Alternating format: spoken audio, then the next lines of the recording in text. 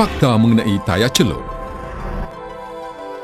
Satu demi satu lori berhenti untuk mengganti tayar pancit, getah di atas jalan raya, dan tayar terbuang mula menimbun. Adakah ini akibat menggunakan tayar celup? Anda akan mengetahui kebenarannya seketika nanti. Melihat kepada masalah sebenar, bahagian getah tayar celup adalah lapisan teratas tayar. Secara logik, kerosakan di dinding tepi dan bingkai tidak ada kena-mengena dengan bahagian celup. Kita boleh membuang anggapan salah yang getah terbuang dengan dawai yang dilihat di jalan raya datangnya dari bahagian celupan, kerana getah tayar celup tidak mempunyai dawai. Selalunya pihak yang bertanggungjawab ialah pengguna kenderaan sendiri yang tidak mengambil berat tentang penjagaan tayar yang sempurna. Penyelenggaraan tayar yang tidak sempurna termasuklah tekanan angin yang salah. Kekurangan angin adalah sebab utama kerosakan tayar. Ia menyebabkan tayar tertekan dan haba meningkat, yang kemudian mengakibatkan pecahnya tayar, meninggalkan getah bertaburan di jalan raya. Tayar juga boleh rosak apabila digunakan tidak mengikuti spesifikasi. Kita menyalahgunakan tayar dengan membawa muatan berlebihan.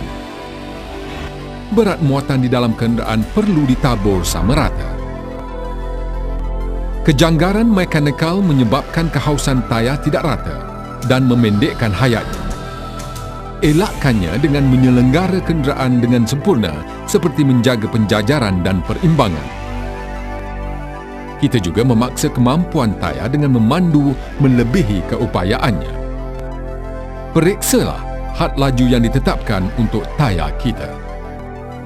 Kesan yang tidak dapat dielakkan daripada segala ini ialah haba berlebihan.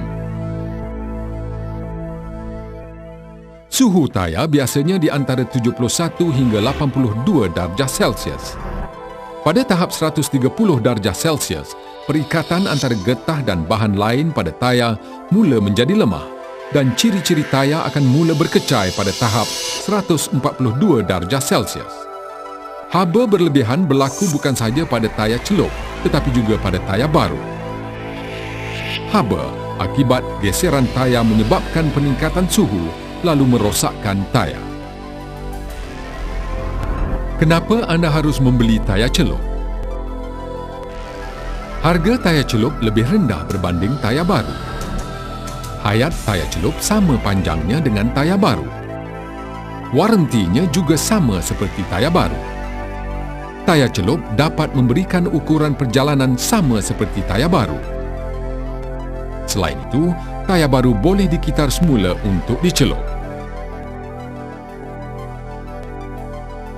Pemilik lori boleh mendapatkan penjimatan besar dan menikmati pulangan pelaburan yang baik dengan memilih tayar celup. Adakah tayar celup mesra alam? Bahan sumber semula jadi yang perlu untuk menghasilkan tayar celup jauh kurang jika dibanding dengan tayar baru.